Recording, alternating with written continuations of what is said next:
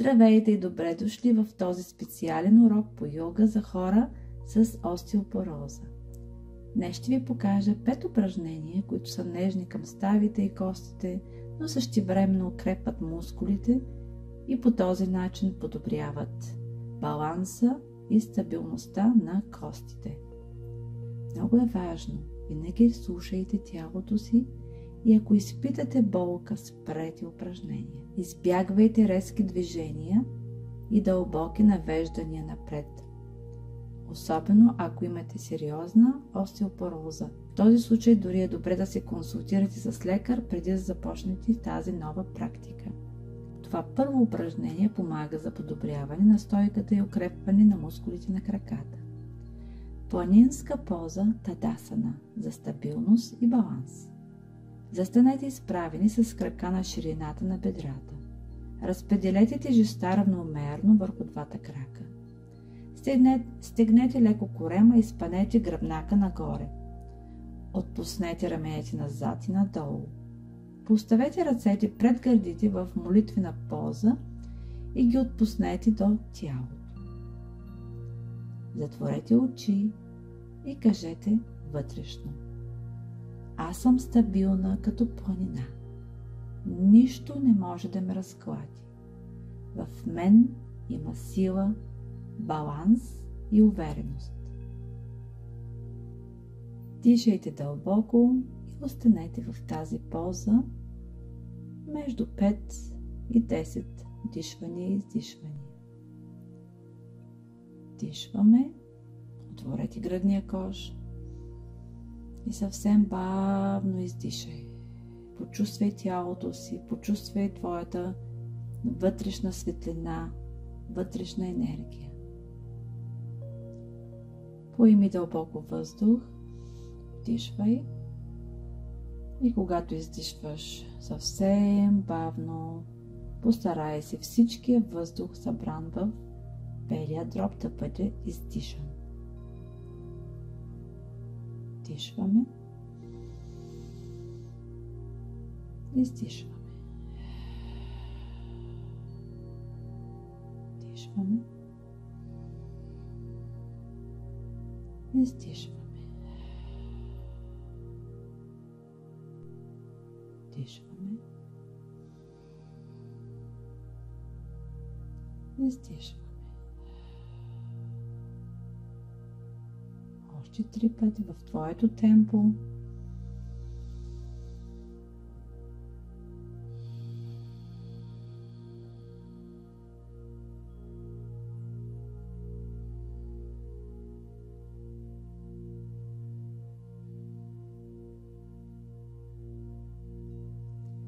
Бавно завършваме упражнението. Отвори съвсем нежно очите и разтърси в областта на раменете. Отвори за няколко пъти ръцете, събери пръстите, отвори пръстите, вдишай дълбоко и с издишването всичко, от което не се нуждаеш, нека да бъде издишано. Продължаваме с следващото упражнение. Стол до стената. Упражнението се казва Уткатасана с опора. Укрепва бедрата и седалището. Но също така това упражнение укрепва костите на бедрата и подобрява баланса. Застанете с гръб към стената, краката на около 30 см напред. Бавно се плъзнете надолу, докато коленете са леко свити, но не под 90 градуса. Поддържайте гърба опрян на стената и дишайте дълбоко. Задръжте за около 20-30 секунди и след това внимателно се изправете. Повторете 3 пъти.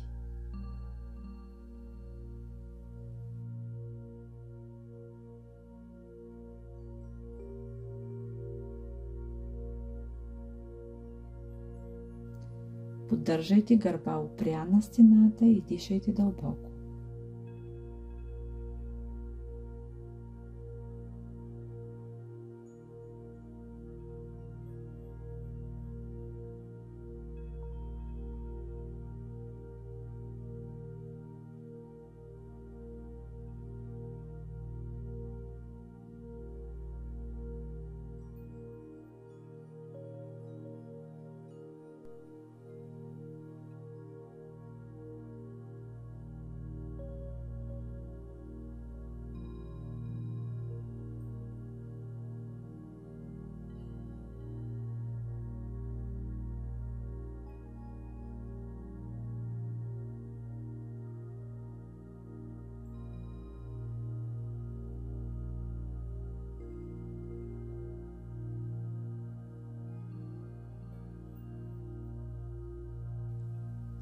нека да направим и следващото упражнение – дърво. Врикшасана. За баланс и стабилност, укрепване на мускулите на краката и подобряване на равновесието. Застанете изправени и пренесете тежестта върху левия крак. Поставете стъпалото на десния крак върху вътрешната част на левия прасец или бедро. Избягвайте коляното. Много важно. Дръжте ръцете пред гърдите в молитвена поза или ги вдигнете над главата. Но ако това ви е за първи път, оставете съвсем спокойно ръцете пред гърдите в молитвена поза. Това ви помага за един по-добър баланс. Задръжте позата за около 10 до 20 секунди и след това ще сменим краката. Дишай и издишай. Дишай и издишай.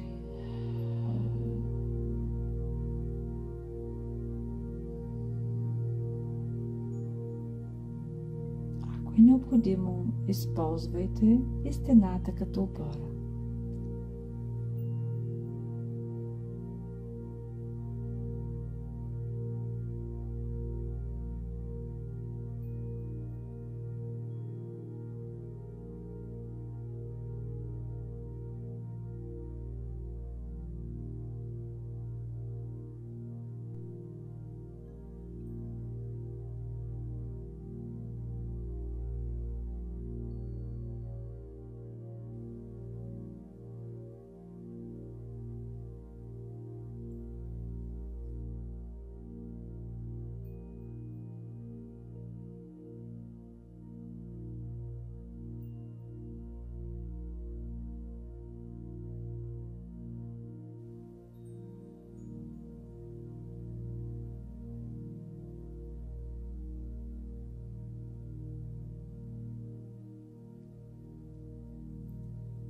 И продължаваме с следващото упражнение в легнало положение. Легнало усукване. Супта Матсиендрасана. Легнете по гръб с свити колене и стъпала на пода. Бавно спуснете коленете на една страна, докато гледате в противоположната посока. Дръжте раменете на пода и дишайте дълбоко. Задръжте за 20-30 секунди. Това са точно 2-3 дълбоки вдишвания и издишвания, след което повторете на другата страна. Дишваме, издишваме. Дишваме и издишваме. Бавно повдигаме коленете в неутрална позиция и продължаваме в другата посока. Задържаме и тук 20 до 30 секунди, след което повтаряме още един път в всяка страна.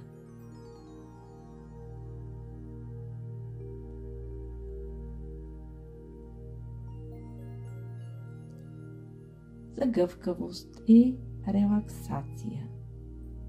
Нежно разтяга гръбнака и освобождава напрежението в гърба.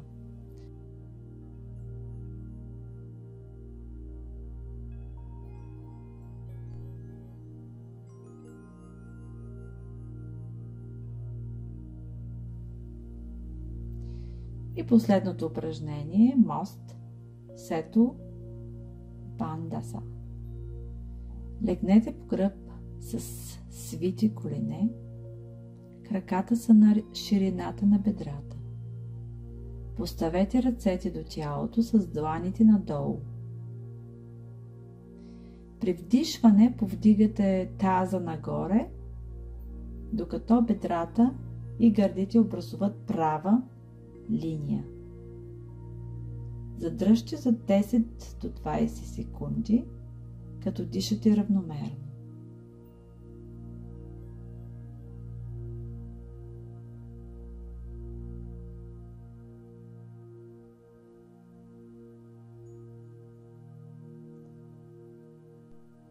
Дишайте и сега бавно спуснете таза обратно на пода. Повторете от 3 до 5 пъти, в зависимост от това каква е силата и каква е възможността на вашето тяло.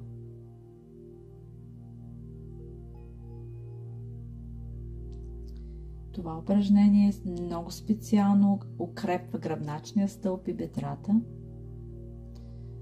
особено долната част на гърба, подобрява стойката и подпомага циркулацията.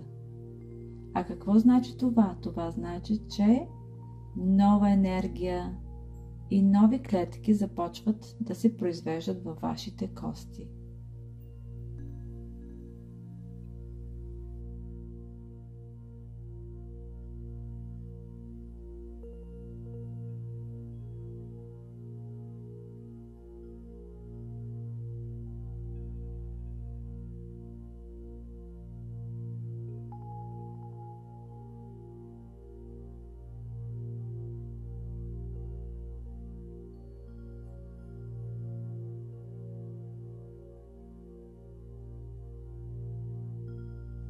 И нека да завършим с последното упражнение за релаксия.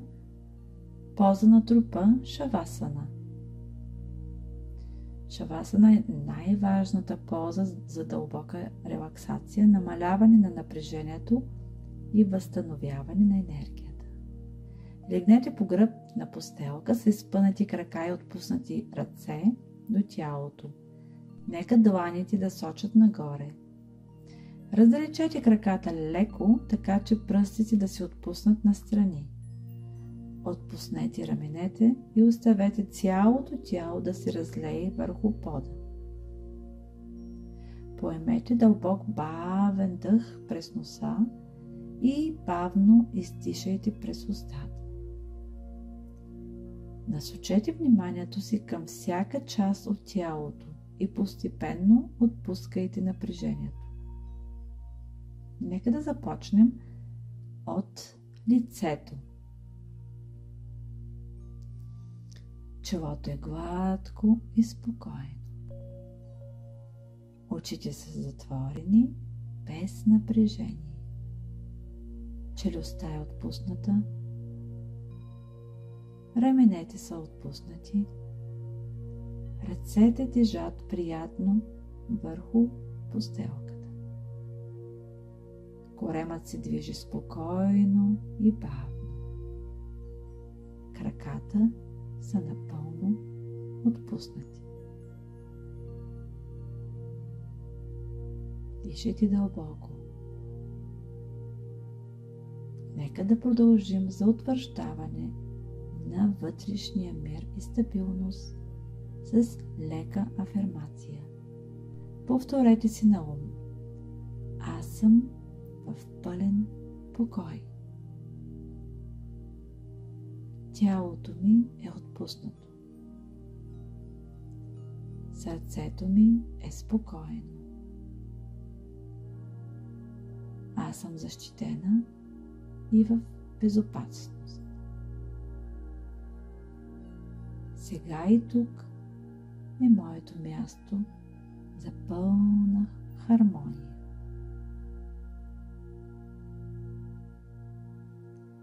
И нека да останем в шавасана за още 3 минути, заедно, под музиката, която ще ви предложа.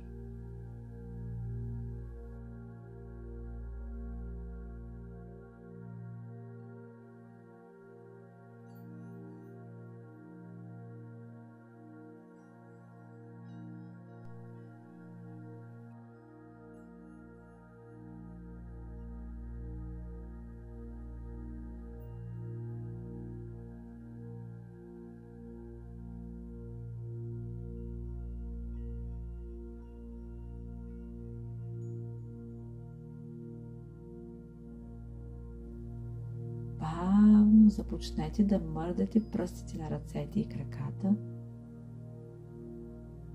Дишайте дълбоко. Раздвижете тялото, като се разтегнете нежно. Превъртете се настрани и останете така за няколко секунди. Бавно се върнете в седнало положение. Притиснете дланите към сърцето и завършете с едно дълбоко вдишване и благодарност към себе си за отделеното време, за грижа и баланс. И това са моите заключителни думи и ползи от тази йога практика. Йогата не само подобрява баланса, силата и гъвкавостта, но също така стимулира регенерацията на костите, чрез връзката между мускулите, фасциите и костната структура. Фасциите са мрежа от съединителна тъкан, която обгръща мускулите и костите и съдържа множество нервни окончания. Всички сте виждали със сигурност какво е фасция, когато сте. Това е тази бяла ципа, която обгръща мускулното месо. Същото нещо обгръща и костите. И когато се движим, мускулите активират фасциите, които предават механични импулси към костите. Тези импулси стимулират костните клетки и подпомагат естествения процес на костна регенерация. С времето костите стават по-здрави и по-плътни, което намалява риска от счупвания. Йога укрепва не само мускулите, но и самата костна структура. Важна е, разбира се, редовната практика, съчетание на движението, дишането и осъзнатост към тялото. Това има един цялостен ефект върху здравето на опорно-двигателния апарат.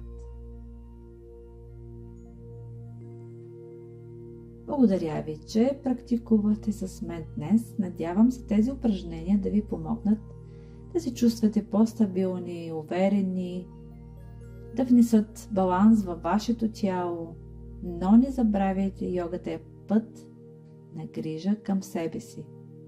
С постоянство и осъзнатост, всяка малка стъпка води до големи промени. Ако това видео ви беше полезно и ако ви е харесало, споделете го с приятели, абонирайте канала и по този начин няма да пропуснете нови видеа и нови практики. Пожелавам ви от сърце здраве, вътрешен мир и хармония. Намасте, ваша Спаска.